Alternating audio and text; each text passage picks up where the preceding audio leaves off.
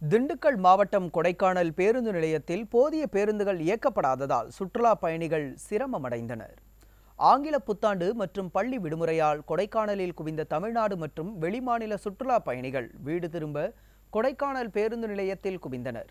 விடியா அரசு போதிய பேருந்து இயக்காததால் சுற்றுலா பயணிகள் 3 மணி நேரத்திற்கும் மேலாக காத்து கிடக்கும் அவல நிலை ஏற்பட்டது. இதனால் தமிழ்நாடு மற்றும் வெளிமாநில சுற்றுலா பயணிகள் கடும் அவதியடைந்தனர். விடியா அரசு கூடுதல் பேருந்துகள் இயக்க வேண்டும் என மக்கள் வலியுறுத்தியுள்ளனர்.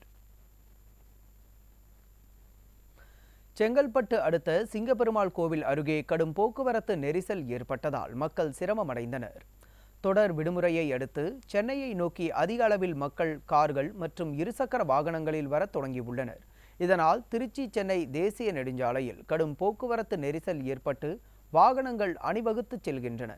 இதனால் செங்கல்பட்டு மாவட்டம் மறைமலை நகர், கூடுவாஞ்சேரி, ஊரப்பாக்கம் ஆகிய பகுதிகளில் கடும் போக்குவரத்து நெரிசல் ஏற்பட்டுள்ளது.